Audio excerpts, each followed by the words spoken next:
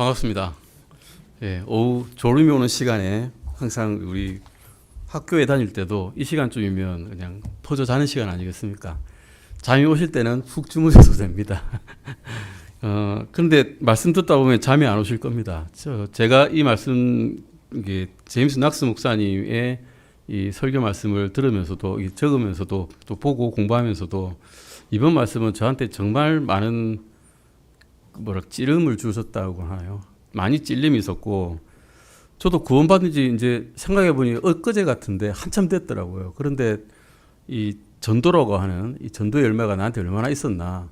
주님이 나를 위해서 그 찢기신 몸으로 온갖 것을 다 버리시고 나를 위하여서 이렇게 모든 것을 버리시고 하나님께 그 피의 희생의 제물을 드렸는데 나는 지금껏 뭐 하고 있었나 하는 그 찔림이 없을 수가 없는 말씀들이라서 부끄럽지만 저도 이 말씀은 보면서 회개를 했습니다.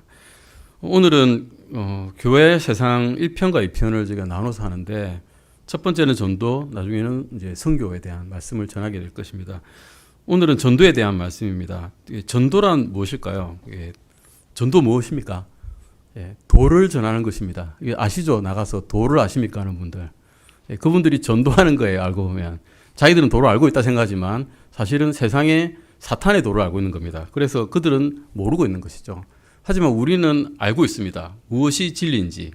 우린 진리를 전하고자 하는 것입니다. 그것이 전도이고, 세번역 성경이라든가 우리 NIV 성경 같은 경우에는 이게 영어로 프리칭을 전도로 번역을 해놓았습니다. 프리칭은 사실 선포죠. 조금 다른 의미인데 선포라는 것은 그 사람이 들을 생각이 있든 없든 가서 하나님께서 말씀을 주셨으니까 나는 막 그냥 말하는 겁니다. 그게 사실은 선포입니다. 프리칭이죠. 바울도 프리칭을 했고 다른 디모데도 프리칭을 했습니다. 목사님께서도 프리칭을 하시죠. 선포를 하시죠. 우리 의견 묻지 않으시지 않습니까? 하나님께 의견을 묻고 선포를 하시는 거고 그게 선포고 실제로 선포는 영어로는 이게 말이 나옵니다. soul winning이라고 나오죠. 이게 우리나라 말로 정확히 번역하기가 되게 어려운 말인데 영혼을 이겨오는 것이라고 어떤 사람들은 번역하고 어떤 사람들은 영혼을 죄와 악과 사망의 구렁텅이에서 그들과 싸워서 이겨서 승리하여서 가져오는 것. 이것이 이제 전도라고 이야기를 합니다. 영혼을 얻어오는 거죠. 죽을 운명에 처할 수밖에 없는 그 운명을 우리가 하나님의 말씀을 전하고 예수님의 그 희생을 전하고 너의 죄를 위해서 예수님께서 이렇게 돌아가셨다는 것을 전해가지고 그 영혼이 죽음의 구렁텅이에서 사망의 구렁텅이에서 다시 생명의 그 복음의 말씀으로 돌아온 것, 그것을 전도라고 할 수 있습니다. 그러면 교회가 그러면 하는 역할이 무엇이어야 되느냐가 문제인 겁니다. 우리는 다 구원받은 사람들이 이게 다 있습니다. 사실은 구원받지 않은 분들도 물론 올 수가 있지만 구원받은 사람들이 대부분 교회에 열심히 출석을 하십니다. 그럼 왔을 때 목사님께서 그 구원 설교만 쭉 하시면 어떻게 될까요? 이미 다 구원받은 사람인데 식상한 것이 돼버립니다. 이제 무덤덤해지죠. 우리 자극을 처음 바늘로 콕 찔렸을 때는 이러지만 계속 다다다다 한 100번쯤 찌르면 아픈 것도 없습니다. 구원의 복음의 말씀을 처음에 들었을 때는 참 선명하게 하고 왔는데 목사님께서 그것만 계속 주구장창 말씀하시면 우리 거기에 대해서 굉장히 무감각하게 돼버리죠. 물론 필요합니다만은 목사님께 한 역할은 다른 것입니다. 하나님의 모든 계획을 다 설명해 주시는 거거든요. 구원부터 구약부터 시장까지 구원부터 사망에 이르는 모든 일들 그리고 장차 이루어질 우리가 받게 될 일들 우리가 보게 될 일들을 설명해 주는 것이 목사님께서 하시는 일입니다. 우리 교회가 하는 일은 그러니까 목사님이 하는 일이 아니고 우리 교회가 하는 일이 이제 필요한 겁니다. 그게 전도라고 하는 것입니다. 한 지역에 있는 교회의 역할이 그것입니다. 그 지역에서 복음을 전하는 것 그것이 우리 본연의 임무입니다. 등대 침례교회는 진해에 있죠. 진해에 있기 때문에 진해 지역에 말씀을 전합니다. 그런데 정말 다행히도 거제에서도 오시고 부산에서 오시고 다 오십니다. 그러면 우리 상당히 좀 넓어지셨죠. 활동 범위가. 그 지역으로 널리 흩어져서 말씀을 전하는 것 그것이 전도이고 우리 교회의 역할입니다. 하나님의 말씀을 통해서 교회가 어떤 일을 해야 되는지를 한번 보시겠습니다. 에베소서 1장 12절 보시겠습니다. 에베소서 1장 12절 말씀입니다. 한번 찾아보십시오. 에베소서 1장 12절 말씀입니다. 이것이 교회의 역할이기도 하고 사실은 구원받은 사람의 역할이기도 하고 마땅히 해야 할 바이기도 합니다. 같이 한번 읽어보시겠습니다. 이것은 먼저 그리스도를 신뢰한 우리가 하나님의 영광을 찬양하게 하려 함이라. 아멘. 이것이 사실은 아담과 이브를 지으신 목적이기도 합니다. 우리 인류를 지으신 목적이기도 합니다. 어떤 사물이 그 목적에 맞게 쓰여질 때 그 사물은 거기에 있는 것으로 빛을 발합니다. 비행기가 만약에 날지 못하고 땅에서만 다닌다 그러면 그 비행기가 비행기겠습니까? 아닙니다. 그 목적에 맞게끔 날아다녀야 됩니다. 자동차는 그 자동차의 목적에 맞게끔 이 땅을 운행하고 다녀야 됩니다. 사람도 목적이 있습니다. 생겨난 목적, 하나님께서 만드신 목적이 있습니다. 그것이 하나님을 찬양하게 하기 위해서입니다. 우리는 그런 목적으로 태어났기 때문에 하나님을 찬양할 때 사실 더없이 기쁩니다. 목적에 맞게 쓰여져 있거든요. 그런데 다른 일을 하면 아무리 많은 돈을 벌었든 아무리 많은 명예를 얻었든 그렇게 행복하지 않습니다. 그것은 잠깐의 행복 위에 허무밖에 없는 것입니다. 13절에서 14절도 보시겠습니다. 13절에서 14절입니다. 같이 읽으시겠습니다. 너희도 진리의 말씀 곧 너희 구원의 복음을 들은 뒤에 그리스도를 신뢰하였고 너희가 믿은 뒤에 또한 그분 안에서 약속의 저 거룩하신 영으로 봉인되었는데 이 영께서는 값주고 사신 그 소유물이 구속받을 때까지 우리 상속 유업의 보증이 되사 하나님의 영광을 찬양하게 하시느니라. 우리가 어떻게 구원받았는지 아시죠? 이 말씀에서도 나와 있습니다. 구원의 복음을 들은 뒤에 그리스도를 신뢰하게 되었습니다. 그냥 가만히 있는데 우리가 구원을 받게 되지는 않았죠. 저 같은 경우도 저에게 복음을 전해준 사람이 있었습니다. 희한하죠. 어떻게 저 같은 사람에게 복음이 돌아왔을까? 저희 집안은 대대로 아무것도 안 믿는 사람들 집안입니다. 심지어 유교도 안 믿습니다. 제사는 지내는데 유교 믿지 않아요.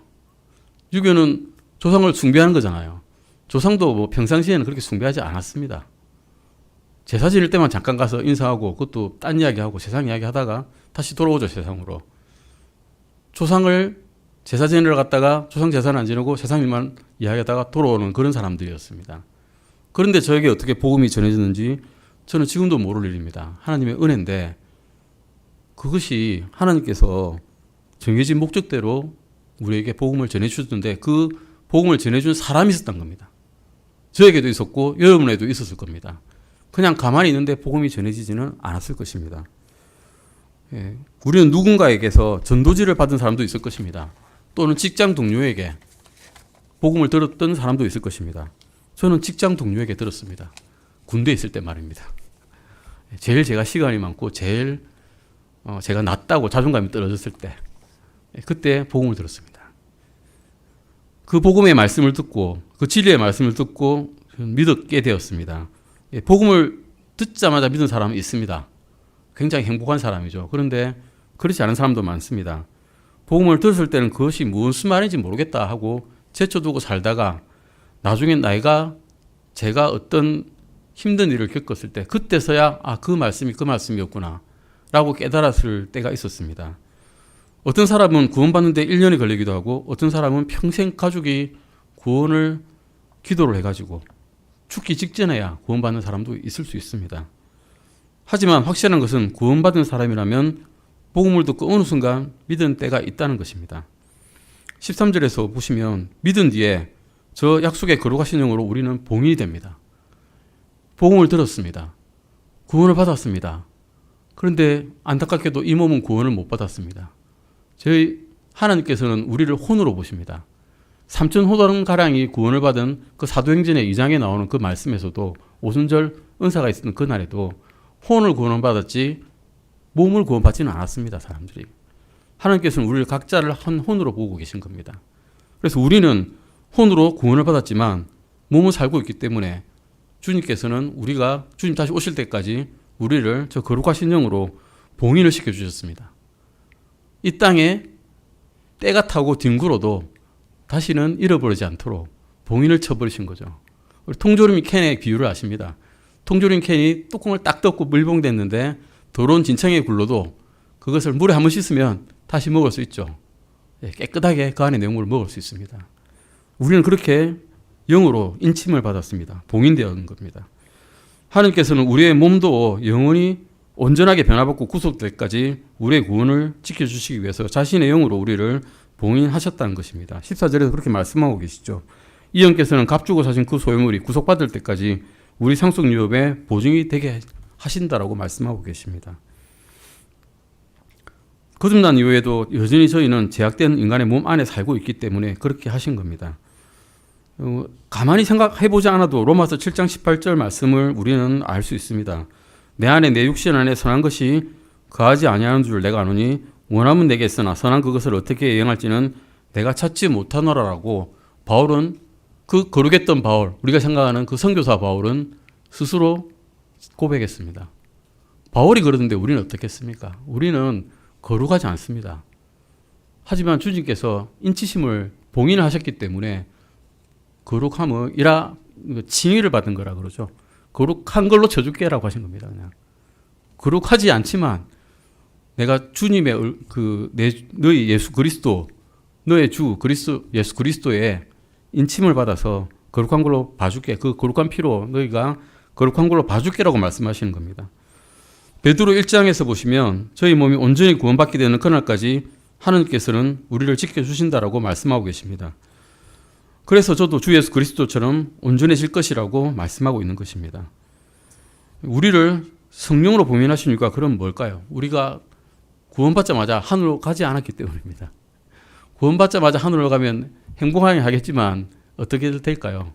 구원받은 사람들이 다른 구원받을 사람들에게 말씀을 전할 수가 없습니다. 끝인 거죠, 그걸로. 자기는 구원받았는데 나 이걸로 땡이야. 나 그냥 입국 닫고 바로 하늘로 갈래 하면 바로 가는 프리패스는 되겠지만 다른 사람은 구원의 복음을 들을 기회조차 없어지는 것입니다.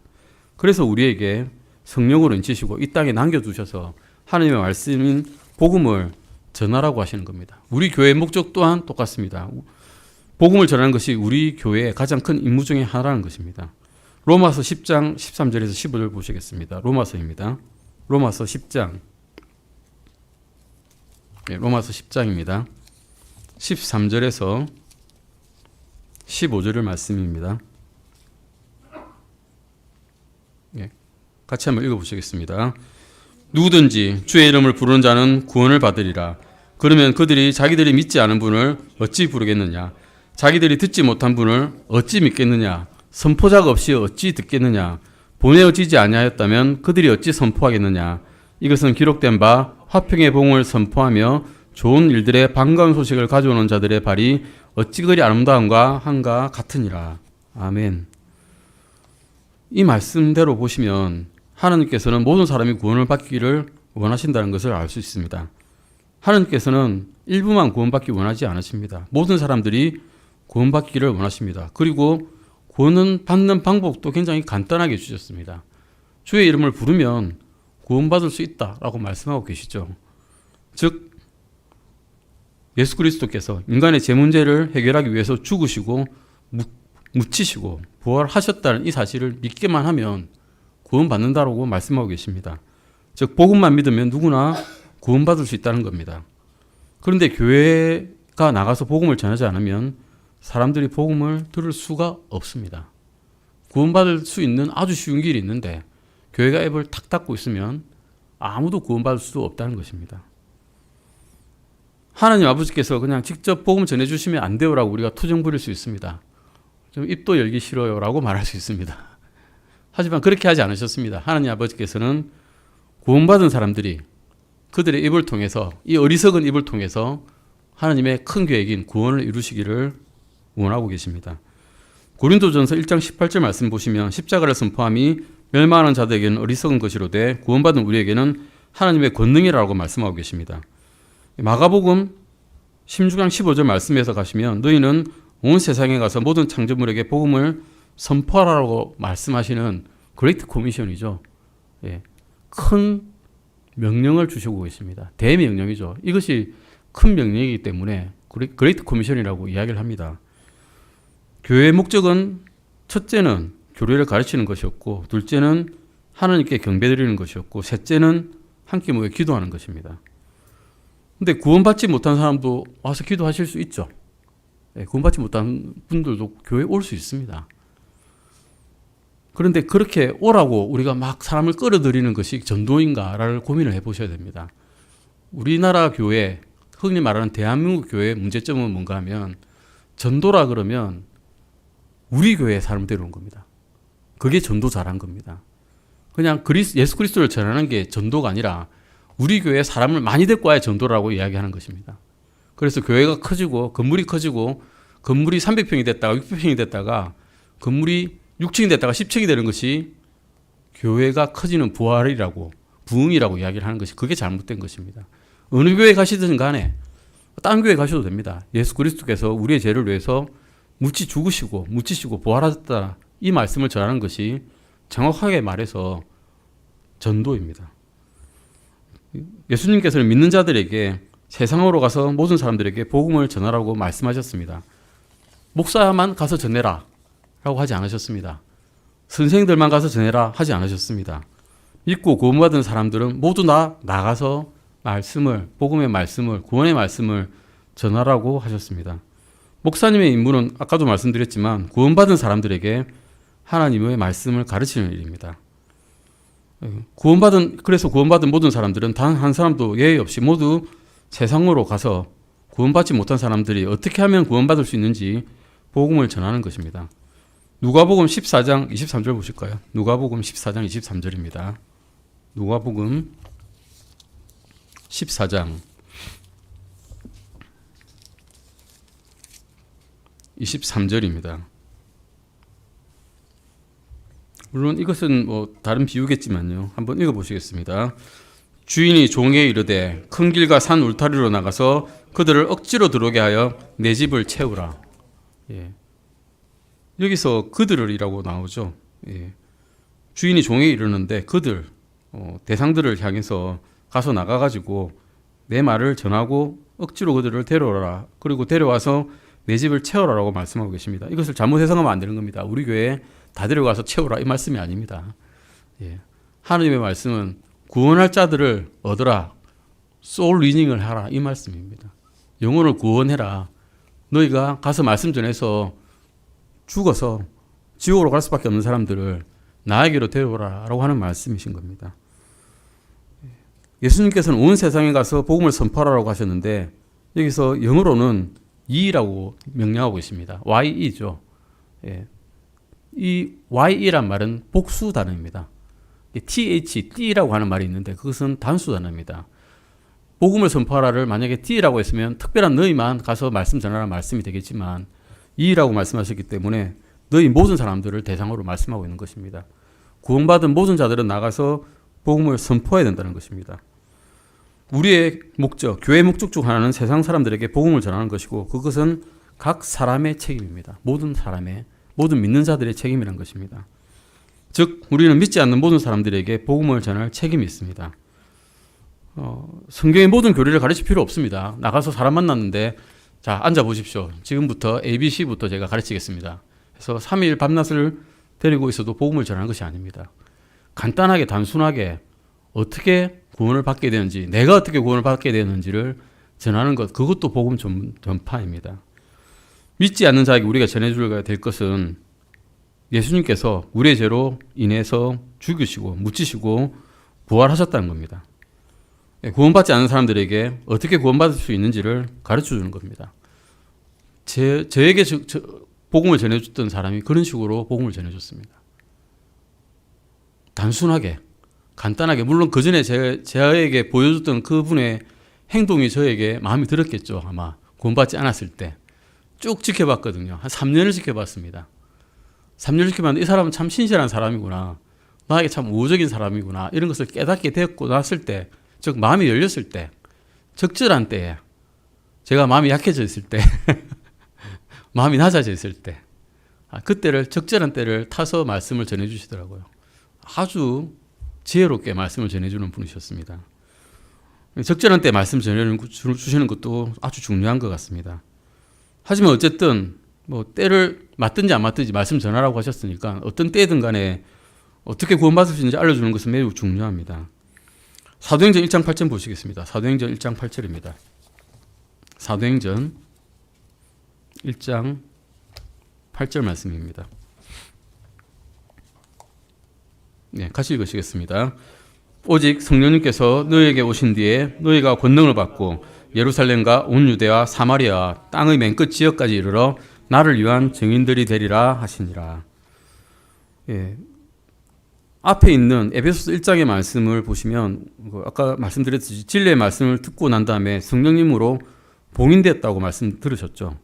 고린도전서 12장에서는 믿는 사람들 모두가 같은 영적인 몸 안으로 들어갔다라고 말씀하고 있습니다. 요한복음 7장 38절 말씀 보시면 나를 믿는 자는 성경 기록이 말한 것 같이 그 입에서 생수의 강들이 흘러나오리라 라고 말씀하고 계십니다. 즉 하나님의 교회의 모든 지체들은 성령님 안으로 들어갔고 동시에 성령님을 받았다는 이야기입니다. 사도행전 1장에서의 그 목적, 즉 말씀 전하는 목적은 예수 그리스도의 증인이 되는 것입니다. 사도행전 4장 23절 보시겠습니다. 사도행전 4장 23절입니다. 사도행전 4장 23절입니다. 예, 4장 23절 제가 읽겠습니다. 4장 23절입니다. 사도들이 풀려난 뒤 자기 동료들에게 가서 수제사장들과 장로들이 자기에게 말한 모든 것을 전하니 29절에서 31절까지입니다. 주여 이제 그들의 위협을 보시고 또 주의 종들이 전적으로 담대히 주의 말씀을 말하게 하시며 주의 손을 내밀어 병을 낫게 하시고 표적들과 이적들이 주의 거룩한 아이 예수님의 이름으로 이루어지게 허락하옵소서 하더라 라고 말씀하고 계십니다. 믿는 사람들이 교회로 이렇게 모였습니다. 모이고 난 다음에 어떻게 됐습니까? 자기들에게 일어났던 일들을 다른 성도들 앞에 간증을 했습니다. 그들은 함께 기도했고 또 성령으로 충만하게 됐습니다. 그러고 난 다음에 31절 보시면 그들이 기도하기를 마침에 그들과 함께 모인 곳이 흔들리더니 그들이 다 성령님으로 충만하여 담대히 하나님의 말씀을 전하더라라고 말씀하고 계십니다. 하나님의 말씀을 전하는 것, 이것이 전도 아니겠습니까? 그들이 어떻게 구원받았는지, 하나님께서 어떻게 자기들에게 임했는지를 말하는 것, 그것이 전도였습니다. 그들은 함께 모여서 기도만 한 게 아닙니다. 우리끼리만 모여서 기도하고 서로 은혜 받자 한 게 아닙니다. 그들은 은혜를 받았고 그 은혜를 다른 사람들과 나누기 위해서 각자의 임무대로 복음을 전했습니다. 사도행전 8장을 보시겠습니다. 사도행전 8장 1절에서 4절입니다. 사도행전 8장 1절에서 4절입니다. 같이 읽으시겠습니다. 사울이 그의 죽음에 동의하더라. 그때 예루살렘에 있는 교회를 대적하는 큰 핍박이 있어 사도들 외에는 그들이 다 유대와 사마리아의 전 지역들로 널리 흩어졌으며 독실한 사람들이 스데반을 옮겨 장사하고 그를 위해 크게 노하였더라. 사울에 대해 말하자면 그가 교회를 크게 파괴하고 집마다 들어가 남자들과 여자들을 끌어다가 감옥에 넘겨주었더라. 그러므로 널리 흩어진 자들이 각처로 다니며 말씀을 선포하였는데 라고 말씀하고 계십니다. 여기서 나가서 모든 곳으로 다니며 복음을 전하는 사람들은 누굴까요? 사도들은 안 나갔습니다. 사도들은 일단 예루살렘에 있습니다. 그럼 누굴까요? 핍박을 받고 말씀을 듣고 구원받았던 핍박받은 사람들입니다. 이 사람들은 교사였습니까? 아닙니다. 사도였습니까? 아닙니다. 장로입니까? 아닙니다. 그냥 말씀 들은 사람들입니다. 우리가 똑같습니다. 그냥 말씀 들은 사람이란 것입니다. 그들이 복음을 전했습니다. 예. 고린도후서 5장 보실까요? 고린도후서 5장입니다. 고린도후서 5장 17절에서 21절입니다. 고린도후서 5장 17절에서 고린도후서 5장 17절에서 21절까지입니다. 같이 한번 읽어보시겠습니다.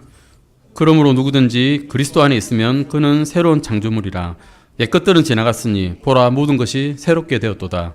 모든 것이 하나님에게서 났으며 그분께서 예수 그리스도를 통해 우리를 자신과 화해하게 하시고 화해하게 하는 사역을 우리에게 주셨으니 곧 하나님께서 그리스도 안에 계셔서 세상을 자신과 화해하게 하시며 그들의 범법들을 그들에게 책임지우지 아니하시고 화해하게 하는 말씀을 우리에게 맡기셨느니라. 그런즉 하나님께서 우리를 통해 너희에게 간청하신 것 같이 이제 우리가 그리스도를 위한 대사가 되어 그리스도를 대신하여 너희에게 간구하노니 너희는 하나님과 화해하라. 하나님께서 죄를 알지 못한 그분을 우리를 위해 죄가 되게 하신 것은 우리가 그분 안에서 하나님의 의가 되게 하려 하심이라. 아멘. 우리가 믿는 사람이다 라면 우리는 그리스도 안에 있는 것이고 이 복음을 믿었다면 우리는 새로운 피조물이 된 겁니다. 옛날에 있던 그 사람 아닙니다. 이제 새로운 사람이 되었습니다. 그러면 해야 될 일이 생겼습니다. 그것은 바로 사람들을 하나님과 화해시키는 겁니다. 예. 모든 사람들은 하나님 앞에서 죄인이었습니다. 저도 죄인이었습니다. 하나님 앞에서 죄인이었죠. 하나님 보시기에는 뭐 해줄 것도 없는 사람입니다. 그냥 헛누덕이고 너는 좀 어려운 것처럼 행동하나 그래도 쓰레기는 쓰레기다. 예, 죄인은 죄인이다. 였습니다. 그런데 이제는 그리스도께서 모든 사람을 사랑하셔서 그 죄 문제를 해결을 다 해주시고 새로운 피조물이 되어버린 겁니다. 우리가 구원받은 것처럼 이 세상의 모든 사람들도 구원을 받을 수 있습니다. 그것을 다른 세상 사람들에게 알려주는 겁니다. 그게 화해하게 하는 사역이라는 것입니다. 영적 선물이라는 것을 받으시고 계십니다. 다들 영적 선물이 있습니다. 은사가 있다고 말씀드렸죠. 근데 그 은사는 구원받은 사람들끼리 서로를 세워주기 위한 것입니다. 구원 안 받은 사람을 위한 건 사실은 아닙니다. 흔히 은사 중에서 하는 그런 기적을 보임으로써 구원받지 못한 사람이 구원받게 되는 거 아닙니다. 신유의 은사에서 거의 죽게 된 사람을 그 은사로서 그 사람을 고쳤다고 한들 그 사람이 구원받게 될지 안 될지 모릅니다. 잠시는 기쁘겠죠. 예. 곧 죽어가던 암 말기 사기 환자가 이제 그 말씀 듣고 구원받았다는 말씀을 들은 적이 있을 겁니다. 흔히 유튜브에서 많이 나오니까요. 근데 그 사람이 나중에 어떻게 되는지 아무도 모릅니다. 예. 심지어는 나는 죄인으로서 교도소에서 복역하면서 복음 듣고 나는 새로운 사람이 되었다는 그 사람들조차도 다시 도둑질을 하고 죄를 짓고 있습니다. 과연 구원받은 것이 의심될 뿐입니다. 그럴 때는. 믿지 않는 사람들을 위해서는 우리가 하는 은사가 필요가 하지 않습니다. 은사 없어도 됩니다. 그러니까. 믿지 않는 사람들을 향한 것은 은사 필요 없습니다. 치유 능력, 기적 필요 없습니다. 그냥 하나님의 말씀만 전하면 되는 겁니다. 어떻게든 어떤 때든 어디들을 나가든 복음을 전하는 것이 우리가 믿지 않는 자들을 위한 일들인 것입니다. 우리는 복음을 전하도록 부름받은 겁니다. 하나님께서는 복음을 전하도록 우리를 부르셨습니다. 복음을 전하는 것은 저의 일이고 동시에 우리의 일입니다. 복음을 전하는 사명을 사도 바울만큼 이해하고 있는 사람은 없었을 것입니다. 로마서 1장 14절에서 16절 보시겠습니다. 로마서 1장 보시겠습니다. 로마서 1장 14절에서 16절입니다. 로마서 1장 14절에서 16절입니다. 같이 한번 읽어보시겠습니다. 나는 그리스도인이나 바바리인이나 지혜 있는 자나 지혜 없는 자에게 다 빚진 자니라. 그러므로 내 안에 있는 분량에 따라 나는 로마에 있는 너희에게도 복음을 선포할 준비가 되어 있노라. 내가 그리스도의 복음을 부끄러워하지 아니하노니 이는 그 복음이 믿는 모든 자들에게 구원을 주시는 하느님의 권능이기 때문이라. 먼저는 유대인에게요 또한 그리스인에게로다. 아멘. 바울은 여기서 세 가지 이야기하고 있습니다. 첫 번째, 자기는 빚진 자라는 겁니다. 나는 빚진 자야. 난 채무가 있어 라고 이야기하는 겁니다. 15절에서 보시면 나는 준비가 되어 있다라고 말씀하고 있습니다. 나는 복음을 선포할 준비가 되어 있다라고 이야기하고 있습니다. 16절에서는 뭐라고 하고 있습니까? 나는 그리스도의 복음을 부끄러워하지 않는다라고 말씀하고 있습니다. 빚진 자란 뭘까요? 지혜 있는 자나 지혜 없는 자나 바바리인이나 그리스인에게 자기는 빚이 졌다고 빚을 짓고 있다고 이야기하고 있습니다. 돈을 빚졌을까요? 바울은 자비량 선고한 사람인데 돈을 빚진 건 아니겠죠. 자기의 마땅히 갚아야 될 채무가 있다고 하고 있습니다. 복음의 빚이 있다는 것입니다. 우리는 누구에게 복음의 빚을 갚아야 할까요? 믿는 사람에게 복음의 빚을 갚을 필요는 없습니다. 믿지 않는 사람들에게 복음의 빚을 가지고 있다는 겁니다. 믿지 않는 직장 동료에게, 믿지 않는 가족에게, 믿지 않는 친구에게 복음의 빚이 있습니다. 빚진다는 건 뭘까요? 법적으로 갚아야 됩니다. 안 갚으면 그 사람 뭘까요? 사기거나 뭔가를 잘못한 법을 어기는 일이 되는 것입니다. 우리도 전하지 않는다면 안타깝게도 채무자가 됩니다. 채권자가 아니라. 우리는 직접 복음을 전해서 그들이 진리를 알도록 해야 되는 겁니다. 그런데 우리는 어떻게 생각하면 빚진 자라고 전혀 생각하지 않고 의식하지 않고 살아가고 있습니다. 세상에서 떳떳하게 빚 안 지고 살고 있으니까 빚진 거 하나도 없어요 라고 생각하고 살고 있습니다. 그런데 하나님께서는 그렇게 생각하지 않고 계신 겁니다. 성경은 우리가 복음을 전하지 않으면 빚을 떼어먹은 사람과 똑같다라고 말씀하고 있습니다. 외상빚 안 갚고 마음이 편할까요? 그렇게 살지는 못합니다. 디모데전서 2장 보시겠습니다. 디모데전서 2장 3절에서 6절입니다. 같이 보시겠습니다. 디모데전서 2장 3절에서 6절입니다. 디모데전서 2장 3절에서 6절입니다. 같이 읽으시겠습니다. 이것은 우리 구원자 하나님의 눈앞에서 선하며 그분께서 받으실 만한 것이니 그분께서는 모든 사람이 구원을 받고 진리를 아는 데 이르기를 원하시느니라. 이는 한 하나님이 계시고 하나님과 사람들 사이에 한 중재자 곧 사람이신 그리스도 예수님이 계시기 때문이라. 그분께서 모든 사람을 위한 대속물로 자신을 주셨는데 이것은 정해진 때에 확정될 것이며 라고 말씀하고 있습니다. 하나님께서는 모든 사람이 구원받기를 원하셨습니다. 그래서 예수 그리스도를 보내셨죠. 모든 사람이 구원받기를 원하시니까. 하나님과 직접 대면하면 이스라엘 사람들은 어떻게 됐을까요? 죽었습니다. 그 거룩한 산에 들어가면 누구든지 죽임을 당했습니다. 모세 하나만 빼고 다 죽었죠. 모세는 자신조차도 하나님의 뒷모습만 봤을 뿐입니다. 정면을 보면 죽게 됩니다. 그래서 사람이 되신 예수 그리스도를, 주님이시지만 사람이 되신 예수 그리스도를 보내주셨습니다. 예수님께서는 모든 사람들을 위해 자신을 대속물로 주셨습니다. 이제 남은 일은 뭘까요? 누군가가 이 사실을 모르는 사람들에게 증언하는 겁니다. 즉 우리가 해야 될 일이 증언하는 겁니다. 우리가 복음을 전하기 위해서 성경 전체를 강의할 필요가 없습니다. 목사님께서 해주시면 믿는 사람들은 와서 잘 듣고 자기의 양식으로, 영적 양식으로 삼아서 잘 커가면 됩니다. 하지만 우리가 할 일은 증언하는 것이라는 겁니다. 구원받았다면, 내가 어떻게 구원받았는지 안다면 그것을 말해주는 것입니다. 간증하는 것이죠. 내가 죄인이었는데 예수님께로 갔더니 예수님께서 내 죄 문제를 다 해결해 주셨고 나 말고 다른 사람들의 죄 문제도 이미 다 해결해 주셨더라 라는 것을 가르쳐 주는 겁니다. 내 것만 아니라 다 너희 것도 해결되었어라고 말해주는 겁니다. 정확하게 말을 해주는 거죠. 이런 정한, 이런 간증을 언제 해야 되냐? in due time이라고 용어로 되어 있는데 정해진 때라 해야 되는 겁니다. 적절한 때라는 것입니다. 우리 모두는 사실은 성을 지키고 있는 파수꾼과 같다. 저 파수꾼 말 되게 싫어하는데 여호와의 증인 같아서 망대에서 이렇게 보고 있다가 적들이 막 몰려오면 파수꾼이 그 추운 밤에도 떨면서 보고 있죠. 군대 가보신 분들은 알 겁니다. 밤에 그 보초 서는 게 얼마나 힘든 건지, 특히 겨울에 서는 게 얼마나 힘든 건지 덜덜 떨리는데 뭐 온수팩 하나도 한 30분 갈까요? 그 추운 겨울에는 전망에서는 그거 다 떨어 죽겠는데 이제 덜덜 떨면서 앞에 뭐 있나 없나 계속 보는 겁니다. 잠와 죽겠는데 그런 사람들처럼 파수꾼으로서 우리가 다른 사람들에게 멸망이 다가왔음을 알려줘야 되는 겁니다. 지금 말씀 안 전하면 너희는 지금 안 들으면 망한다라는 걸 가르쳐줘야 되는 겁니다. 니느웨 성에 가서 요나가 말했듯이 선포했듯이 지금 말씀 안 들으면 망합니다라고 말해주는 겁니다. 바울은 자신이 복음을 전할 준비가 되어 있다고 말했습니다. 에베소서 6장 10절에서 15절 잠깐 보시겠습니다. 에베소서 6장 10절에서 15절입니다. 저는 목사님께서 수요일 날 이 에베소서 강의를 해주신 거 정말 감사드립니다. 얼마나 써먹을 일이 많은지 모릅니다. 에베소서가. 에베소서 6장 10절에서 15절입니다. 하나님의 전신갑주에 대한 말씀이죠. 같이 한번 읽어보시겠습니다. 끝으로 내 형제들아 주 안에서 마음을 강하게 하고 또 그분의 강력한 권능 안에서 거리하라. 너희가 마귀의 관계들을 대적하여 설 수 있도록 하나님의 전신갑주를 입어라.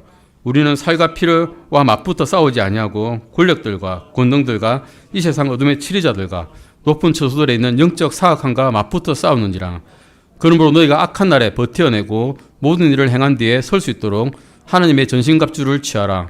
그러므로 서서 진리로 너희 허리를 동여매고 의의 흉갑을 입으며 화평의 복음을 예배한 것으로 너희 발을 신고 라고 말씀하고 있습니다. 에베소서 6장 15절 말씀은 사실 이사야서 52장 7절 말씀을 인용한 겁니다. 좋은 소식을 가져오고 화평을 선포하며 복된 좋은 소식을 가져오고 구원을 선포하며 시온에게 이르기를 내 하나님께서 통치하신다 하는 자의 산을 묻는 발이 어찌 그리 아름다운가라는 그 말씀을 인용한 것입니다. 군사란 겁니다. 한마디로. 너희는 파수꾼이고 군사다란 겁니다. 이제 하나님 안에 돌아왔으니 너희는 내가 대장인 우리 군대에 돌아왔으니 너희 할 일을 하라라고 말씀하고 계십니다. 베드로전서 3장 15절에서 16절 보시면 오직 너희 마음속에서 주 하나님을 거룩히 구별하고 너에게 너희 속에 있는 소망의 이유를 묻는 모든 사람에게 대답할 것을 항상 예배하되 온유함과 두려움으로 하며 선한 양심을 가지라. 이것은 너희를 가리켜 악을 행하는 자라 비방하며 그리스도 안에 있는 너희의 선한 행실을 거짓으로 비난하는 자들이 부끄러움을 당하게 하려 함이라는 말씀이 있습니다. 자신이 복음을 전한 만큼 이 말씀을 보면 준비되어 있다 해야 되니까 복음을 전하기에 난 좀 부족한 것 같아. 나는 말씀이 준비 안 돼 있어 라고 생각하기 쉽습니다. 저도 그렇게 은근히 피해왔습니다. 내가 말씀 전하기에는 목사님만큼 지식이 안 많아. 딱딱 구절을 말해서 암송이 안 돼 있어. 이러면서 싹싹 피했는데 주님께서 말씀하시는 말씀은 복음 못 전할 정도의 지식을 가진 사람은 없다라는 겁니다. 네가 구원을 받았으면 그 정도 지식이면 충분히 복음을 전할 수 있다라고 말씀하고 있는 겁니다. 즉 성경을 가르치는 것과 복음을 전하는 것은 별개라는 겁니다. 아주 간단합니다. 복음은 고린도전서 15장의 말씀처럼 예수 그리스도께서 우리의 죄로 인해서 죽으시고 묻히시고 3일 만에 다시 일어나시고 지금도 하나님 우편에 앉으셔서 우리를 위해서 중보기도 하고 계신다라는 것을 전하시는 겁니다. 그게 뭐 때문에 죽으셨냐? 너 죄 때문이야라는 걸 전하는 겁니다. 복음을 전하기 위해서 성경 전체를 다 알아야 될 필요도 없고 기독대학에 들어가서 4년 과정을 다 이수할 필요도 없습니다. 어떤 사람들은 복음을 전하면 복음 말고 딴 걸 물어봅니다. 너는 이런 게 대해서 어떻게 생각하니? 이런 이런 거죠. 주님이 계신다는데 왜 전쟁이 이렇게 많나요? 주님이 계신다는데 왜 이렇게 홍수가 나나요? 엉뚱한 말 계속 물어봅니다. 주변을 뺑뺑 돌죠. 핵심을 안 건드리고. 그럼 말문이 좀 턱 막히는데 요한복음 9장에 보시면 눈먼 사람이 있습니다. 눈먼 사람은 바리새인들이 예수님께서 눈을 고쳐준 거에 대해서 물어보죠. 어떻게 고쳐줬냐? 무슨 일이 있었냐? 그가 누구냐? 너에게 어떤 일을 했냐? 계속 물어보는데 바리새인들이 물어본 거는 그 사람이 모르는 거였어요. 그 사람이 누군지 눈을 감은 상태에서 어떻게 압니까? 자기는 몰라요. 안 봤는데 그냥 지나가다가 누가 뭐 손대더니 지렁을 덕지덕지 바르더니 갑자기 눈을 뜨니까 눈이 떠졌다는 것밖에 모르는 거예요. 그 사람은. 그래서 그는 뭘 했냐요? 어떤 정을 했나요? 자기가 알고 있는 것만 정을 했습니다. 모르는 것 덧붙여서 생각하지 않고 모르는 것 머리 짜내서 생각하지 않고 자기가 알고 있는 것 나는 잘 모르지만 어떤 사람이 내 눈을 고쳐줬다는 것만 난 압니다. 그것만 말하는 거예요. 이것이 복음하는 사람의 증거가 똑같습니다. 구원받은 사람이 다른 것을 다 몰라도 어떻게 하면 구원받을 수 있는지는 안다는 거죠. 왜냐하면 자기가 구원받았으니까. 물론 우리는 복음을 아는 것에서 구원만 받는 것을 그치 말고 성경을 알아야 되긴 합니다. 하나님의 말씀을 연고라고 되어 있지 않습니까? 디모데후서에서 2장 15절에서. 그리고 질문한 것에 대해서 준비해 돼 있으려니까 답할 수 있는 능력은 있어야 됩니다. 그런데 그런 준비 안 돼 있어도 복음을 전하는 데는 아무 문제가 없다는 겁니다. 학식이 없어도 되고요. 연구 안 해도 된다는 겁니다. 내가 어떻게 구원받았는지만 말해도 충분하다는 것입니다. 베드로전서 3장 1절에서 너희를 가르쳐 악을 행하는 자라 비방하고 그리스도 안에 있는 너희의 선한 행실을 거짓으로 비난하는 자들이 부끄러움을 당하게 하려 함이라고 말씀하고 있습니다. 바울은 복음이 부끄럽지 않다고 이야기했습니다. 준비가 되어 있었고 복음이 안 부끄럽다고 말하고 있습니다. 우리는 무엇을 해야 되는지 잘 압니다. 어디 가서 복음을 전해야 되는 건지 모르지 않습니다.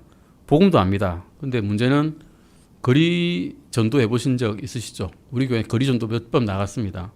전도지 드리는 건데도 손이 쭈뼛쭈뼛하고 나갑니다. 이건 내가 할 일이고 응당해야 될 일은 압니다. 머리로는 아는데 나의 행동은 쭈뼛쭈뼛 나갑니다. 왜 그럴까요? 부끄럽기 때문입니다. 내가 있는 이 상황에서 나의 사회적 위치는 이게 아닌데 라고 머리가 커가지고 머리를 돌이켜 생각하면서 주님 내가 좀 부끄러운데요 하면서 이렇게 전하는 거죠. 쭈삣쭈삣거리게 되는 것입니다. 그런데 위대한 복음 선포자인 바울은 복음이 부끄럽지 않다고 했습니다. 그는 하나도 안 부끄럽다 했습니다. 사람들이 곱지 않은 시선으로 볼 때도 있습니다. 전도지 전할 때. 코로나 때는 더 했겠죠. 코로나 전화 주는 거 아니야 이 종이로 이러면서. 하지만 부끄러울 필요가 없습니다. 히브리서 12장 1절에서 2절 보시겠습니다. 히브리서 12장 1절에서 2절입니다. 예, 히브리서 12장 1절에서 2절입니다. 1절 2절입니다. 같이 읽으시겠습니다. 그러므로 이렇게 큰 구름 같은 증인들이 또한 우리를 둘러싸고 있으니 우리가 모든 무거운 것과 너무 쉽게 우리를 얽어매는 죄를 떨쳐버리고 인너로 우리 앞에 놓여있는 경주길을 달려가며 우리 믿음의 창시자요 또 완성자이신 예수님을 바라보자. 그분께서는 자기 앞에 놓인 기쁨으로 인해 수치를 멸시하시며 십자가를 견디셨고 하나님의 왕자 오른쪽에 앉으시느니라. 예수님께서는 우리를 위해서 십자가 위에서 그 수치를 참으셨습니다. 그 수치가 얼마나 대단한 수준인지 상상도 못하실 것 같습니다. 사람들 앞에, 군종 앞에 그냥 내놓는 것만 해도 사실 수치지 않습니까? 근데 벌거벗긴 채 인간적인 대접도 받지 못하고 벌레 같은 모양으로 그 십자가에 몸을 맡기신 예수님을 생각해 보시면 정말 수치스러운 그 상황에서도 단 한 가지 생각으로 그 수치를 견디셨던 겁니다. 우리를 구원할 수 있다. 내가 너희를 구원하겠다. 라는 마음으로 모든 수치를 참으셨습니다. 베드로전서 2장 21절 보시겠습니다. 베드로전서 2장 21절입니다. 네, 베드로전서 2장 21절 말씀입니다. 네, 같이 읽어보시겠습니다. 베드로전서 2장 21절입니다. 우리가 따를 본입니다. 바로 그 길을 위해 너희가 부르심을 받았나니 그리스도께서 우리를 위해 고난을 당하심으로 우리에게 본을 남기사 너희가 자신의 발자취를 따라오게 하셨느니라. 이게 아니셨다면 구원받자마자 바로 하늘로 부르셨을 것 같습니다. 본을 남기시고 그 본을 따라서 내가 한 것처럼 너희도 그 본을 보이라. 그래서 지금 너희가 구원받은 것처럼 믿지 않는 사람들이 너처럼 구원받을 수 있도록 본을 잘 보이라 라고 하고 계신 겁니다. 종합해보면 우리는 이 세상에서 할 일이 있기 때문에 하늘나라로 지금 안 가 있는 겁니다. 해야 할 일이 있기 때문에 성령님을 주셨습니다. 우리는 이 교회는 이 지역에서 할 일이 있다는 겁니다. 여기서 해야 될 일이 있는 것입니다. 이 지역에 있는 사람들은 우리에게서 복음을 드려야 되고 또 우리 각 사람은 하나님의 교회로서 책임이 있다는 것입니다. 우리는 공통적으로 해야 할 같은 책임이 있습니다. 해야 할 일은 단순합니다. 증언하는 것이고 복음을 전하는 것입니다. 로마서 1장에서 아까 들으셨듯이 항상 마음에 쥐고 계시면 됩니다. 우리는 첫 번째 복음의 빚진 자입니다. 두 번째 우리는 복음을 전할 준비가 되어 있어야 됩니다. 세 번째 우리는 복음을 부끄러워해서는 안 됩니다. 오늘 여기까지 하시고 다음 시간에는 이학노 목사님께서 아마 오후 시간까지 다 맡아주실 것이고요. 그 다음 시간에 마지막으로 제가 선교에 대해서 우리 교회에 대한 선교에 대해서 성경적인 말씀을 찾아보겠습니다. 기도하고 마치겠습니다.